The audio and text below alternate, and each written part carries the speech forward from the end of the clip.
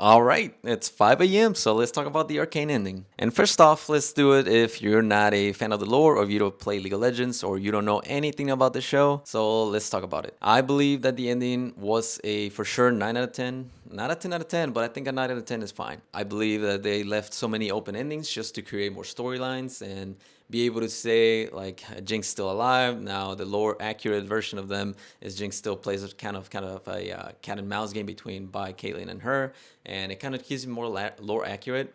Obviously, in the show, she wanted to kind of leave and leave everything behind and kind of get rid of the problem that way, right? So hopefully they kind of create a storyline with her still. I think that would be great. So we'll see. We'll see what happens. The second one, the Vi and Caitlyn ending, obviously it's fine. They were already canonically romantic in the lore, so that's just fine. So I agree with the ending. It's fine. Doesn't matter. I think it was great. If anything, the best thing that came out of it was the way Maddie died. I think it was just awesome. For any of the haters, what a great way to live right now, especially for me. I hate her, and she deserved what she got. Moving on to Victor and Jace. I think their ending for sure is open ending again. There's so many things that we don't know about the runes, especially as the first show. Maybe they travel somewhere else. They travel back in time. They kind of completed the loop. Who knows what would happen with them? Maybe we'll get a spin-off storyline or like an addition to it, and that'll be great. Hopefully, we'll see. We'll see. Moving on to Echo and Heimerdinger. I don't know if Heimerdingers did get sacrificed for Echo to come back. Who knows? If it did happen, I'm fine with it. I think there's a lot behind the reason they had to do it that way. And episode 7 was just a masterpiece on its own. Nothing to critique there. If he needed to happen, so I mean, Echo saves basically, he's kind of the MVP of the story, right? Coming right back at the end. So if that had to happen, again, props to them. That was written well. I have no issues with it. If it didn't happen and he's just kind of wander off in another universe, I'm hoping that kind of he finds the same. I mean, obviously it's going to be maybe the same people, helps him get back to this universe. I think he will be greatly missed if he is no longer in Runeterra or in the lore that they're making now. So we'll see what happens. And the last thing I want to talk about the ending is Savika getting a chair with the Zaun or with the Zaun with Piltover at the end, and I think that's a huge deal. If the lore ends there, that's fine. I think it'll be great. But if it doesn't, I want to see how that turns out, right? It's probably the first Cyanide that they have on the council, and that will greatly impact how the nation gets together. Is no longer Sun and Piltover, right? Now they're kind of together if you see it that way. And that's just a great way to kind of cap off the whole thing of Son wanting to be a nation of its own, wanting to receive kind of the same things that Piltover had and being recognized, right? The people that are living there, they're individuals as well. They deserve all the rights that Piltover people have. So, I mean, awesome wrap up on the storyline. And, well, I think the last thing is, well, Warwick, what happens to him? No idea. Again, if Jinx died with him, it's kind of interesting for, I guess, a new lore that's since these shows are canon. If he didn't and survived that, I don't know what would happen. Maybe Singe takes him back over, but we'll see.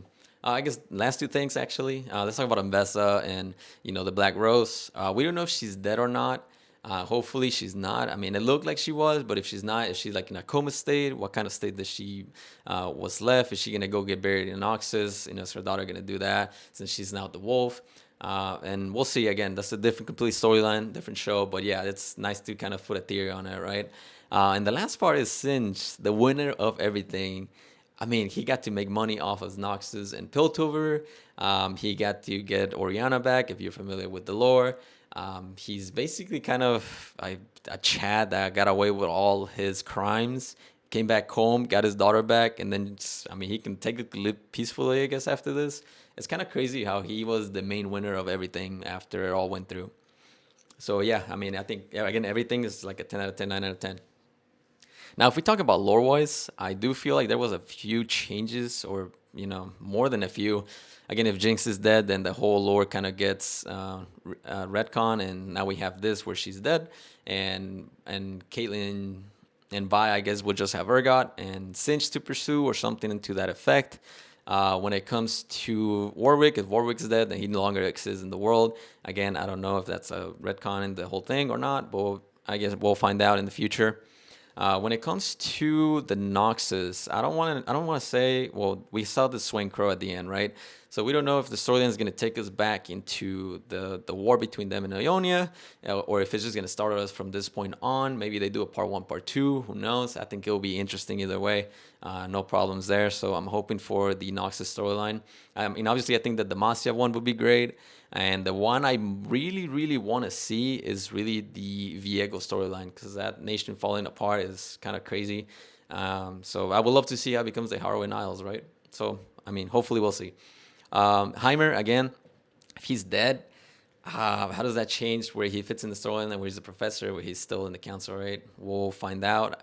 I hope that he's not dead. He was one of my favorite characters along with Victor and Jace. So we'll see. The Victor and Jace, I mean, Victor was supposed to be just a kind of full-on robot with the help of a Hex Tech. That was way back in the old lore. So if they changed it to this, where he's no longer well, I guess he would be the Machine Herald still. We'll see. We still don't know where Jace and him went to. So we'll see again. So praying for a good storyline from them. And that's really all I can do. We still don't know anything about Twitch or God, so hopefully maybe some spin-offs. Who knows? We'll see. I mean, Zeri's in the future, Janna. There's still so many characters, right? So I don't know. We'll see. I'm hoping for a lot of things. I know. But hey, I'm glad they follow a lot of the lore, and it's great to see that they're kind of the studio that managed this was, actually probably read everything that was out there about the game and kept it together. I think overall, as a lore fan and as a League fan, this is definitely a great ending. There's many things that they could have done, sure, but I think with the amount of time they had and the episodes, you can argue a lot of things. And I think they did a great way to end it. Whatever. I don't think a lot of people should be complaining about it, especially, again, how open-ended they let everything to be. And in the future, hopefully there's more studios jump in and Riot can, kind of do more than just one season every 2 years. Maybe they can do one season every year or something like that. It'll be great. But yeah, I mean, overall, I hope you enjoyed Arcane. I loved it. I hope you loved it too. If you're a League player, I hope you loved it as for sure. But other than that, yeah, I have a lot of things coming and I'll be back more and update you next video. So yeah, talk to you again soon.